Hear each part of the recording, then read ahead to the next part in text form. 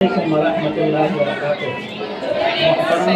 محترم استانیہ عزیز بچوں، جیسا کہ آج یوم آزادی ہے، بہت ساری باتیں آپ کے سامنے آ چکی ہیں، ان کا دورانہ کوئی فائدہ مند نہیں ہے، بلکہ میں یہ کہنا چاہتا ہوں کہ آزادی کسے کہتے ہیں۔ ایک شاعر نے بڑا اچھا ایک شعر کہا ہے، اس شعر کو ہم غور سے سنیں تو آزادی کی جو حقیقت ہے ہمارے سامنے آ سکتی ہے۔ شاعر کہتا ہے کہ آزادی بے خوف گھنے جنگل میں پھرتا آہو ہے۔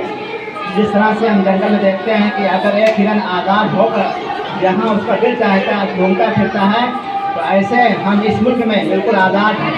لیکن اس آزادی میں اسلام جو ہمیں پابندیاں لگاتا ہے، ہمیں انہیں جائز سامنے رکھنا ضروری ہے۔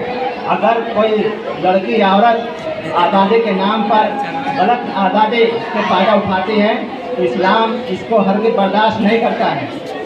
ہمیں اللہ تعالیٰ نے آزاد پیدا کیا ہے تو ہمیں آزادی کا حق ہونا چاہیے۔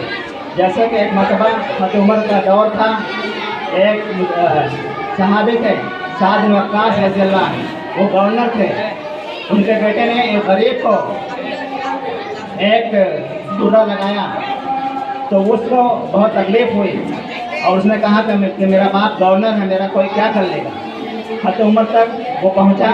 حضرت عمر نے باقاعدہ حضرت سعد اور ان کے بیٹے کو بلایا اور جس غریب کو مارا تھا درہ، اس کو دیا کہ مارو اس کے بیٹے کو۔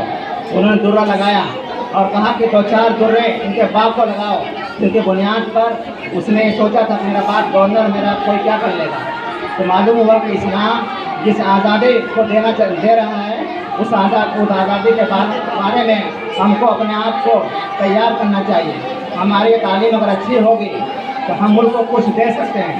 حدیث میں ہے کہ سب سے اچھا مسلمان وہ ہے جو دنیا والوں کے لیے نفع بخش ہو۔ تو معلوم ہوا کہ ہمارے اندر اخلاق، کردار، تعلیم ہونی چاہیے۔ اگر ہم استاد ہیں، بچوں کو صحیح ڈھنگ سے نہیں پڑھا رہے ہیں تو اللہ کی ہماری پوچھ ہوگی۔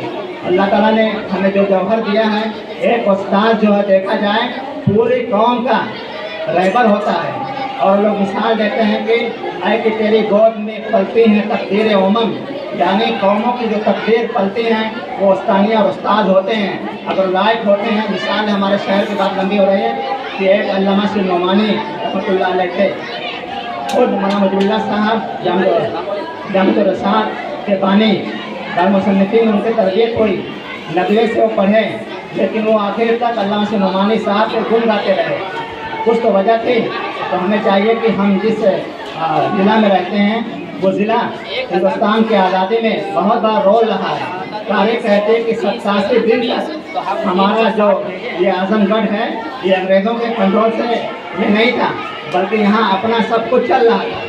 خود دارالمصنفین جو ہے پورانچل کا ہیڈ کوارٹر تھا۔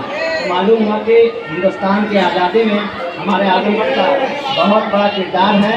ہمیں جاننا چاہیے، اس کی تعریف کرنا چاہیے۔ اللہ تعالیٰ سے دعا ہے کہ اللہ تعالیٰ ہمیں جو آزادی ملی ہے یہ دیر تک باقی رہے، ہم سے جو کمیاں ہو رہی ہیں ان کا ازالہ فرمائے۔ ما علینا الا البلاغ۔